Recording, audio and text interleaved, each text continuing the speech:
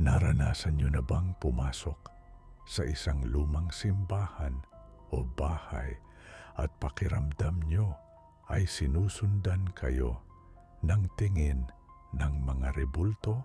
Ako, si Mang Hector. Sabi nila, ang mga estatwa ay gawa lang sa kahoy o semento. Pero sa gabing ito, ituturo ko sa inyo na ang ilang ukit ay may kasamang dugo at hininga. May mga bagay na hindi dapat tinititigan ng matagal dahil baka sa susunod na pagkurap mo, ang kahoy na tinitingnan mo ay naging laman na at ang laman mo naman ang naging kahoy. Maupo ka, huwag kang gagalaw. Dahil ang kwentong ito ay tungkol sa isang sining na pumatay sa gumawa nito. Si Paulo ay isang sikat na photographer na mahilig sa mga creepy at abandoned na lugar. Isang gabi, nakatanggap siya ng tip tungkol sa isang abandonadong atelier sa Paete, Laguna. Ang sabi ng mga matatanda, ang may-ari nito ay isang master sculptor na nawala na lang bigla noong dekada 70 matapos subukang ukitin ang perpektong tao. Pagpasok ni Paulo sa atelier, sinalubong siya ng amoy ng kamangyan at nabubulok na kahoy. Sa gitna ng silid, may isang rebulto ng isang lalaki na nakatalukbong. Kinuha ni Paulo ang kanyang kamera at nagsimulang kumuha ng litrato.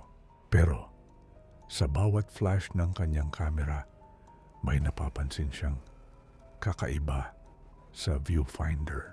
Ang rebulto ay tila gumagalaw. 1 milimetro bawat flash. Sa unang litrato, ang rebulto ay nakatayo.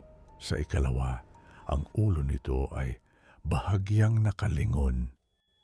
Sa ikatlo, ang kamay nito ay tila inaabot ang telang nakatakip sa kanya. Kinabahan si Paulo. Nilapitan niya ang rebulto at dahan-dahang hinila ang tela. Laking gulat niya nang makita ang isang mukhang kamukhang-kamukha niya hanggang sa kaliit-liitang nunal at pilat. Ngunit ang mga mata nito ay gawa sa tunay na kristal na tila may buhay. Biglang namatay ang flashlight ni Paulo. Sa dilim, narinig niya ang tunog ng mabigat na kahoy na tumatama sa sahig. Tuk, tuk, tuk. Papalapit sa kanya. Mabilis niyang binuksan ang flash ng kamera para makita ang paligid. Sa bawat flash, nakikita niya ang rebultong Paulo na nasa iba't ibang posisyon. Sa pintuan, sa likod ng mesa, at sa huling flash, sa mismong harap ng kanyang mukha. Naramdaman ni Paulo ang malamig na kamay ng rebulto na humawak sa kanyang leeg.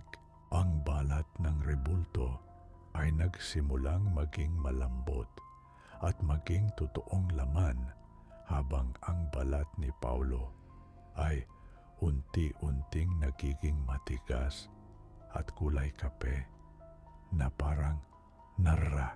Sinubukan niyang sumigaw, pero ang kanyang lalamunan ay napuno ng sawdust at anay. Kinabukasan, nahanap ng mga awtoridad ang kamera ni Paulo sa sahig.